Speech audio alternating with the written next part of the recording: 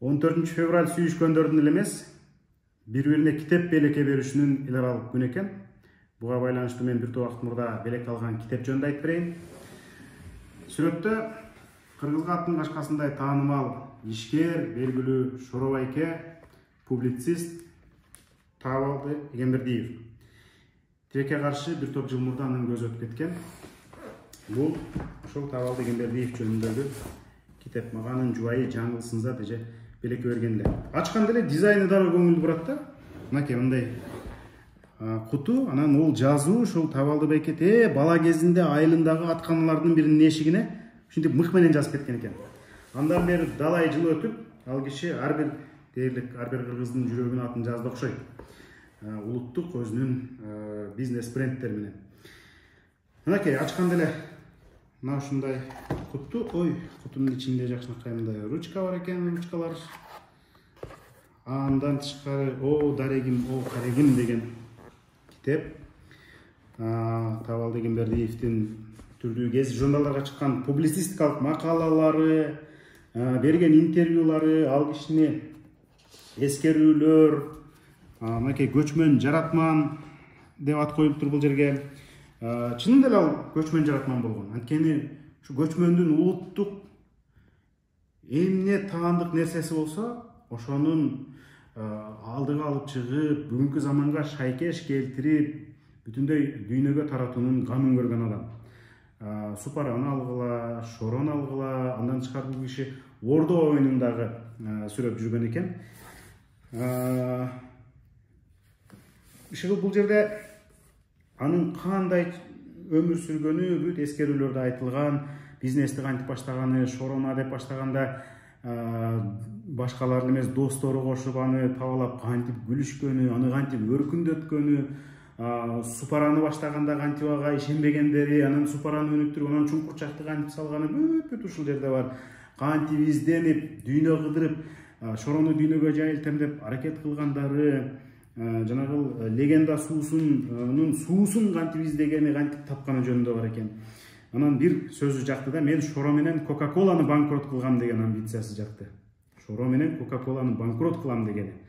Элестетиңиз, чынында эле азыр жайында көчөгө чыксаңыз, менимче эң көп Шоро иши деп болуш керек. Кандайдыр бир деңгээлде банкрот кылганы ушул эмне.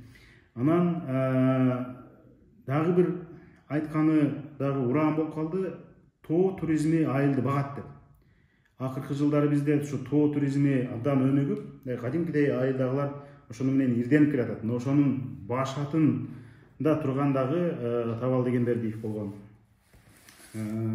Улуттук биздин атрибуттарыбыз менен эле канча акча табарыбызды, акча таап койсо болорун айтып далилдеп кеткен. Мынакей ал өзү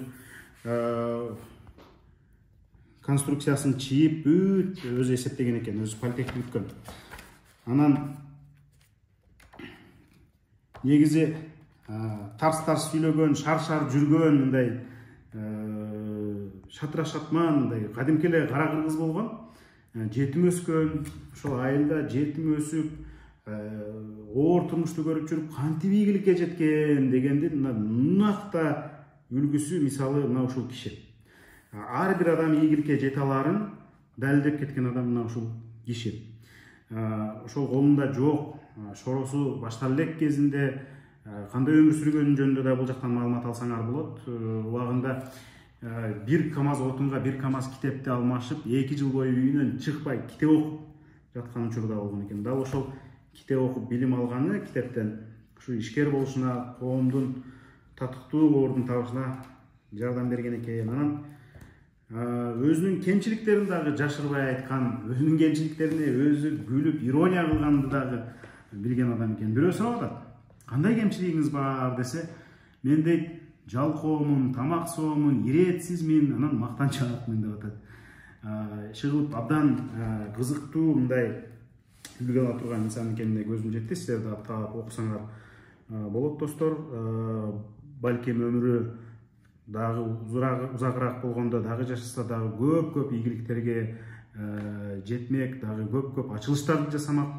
Ошентсе дагы анын бир тууган иниси Аттокуру деп койчу экен, Жумадил Эгембердиев байке анын ишин улантып, өнүктүрүп келатат.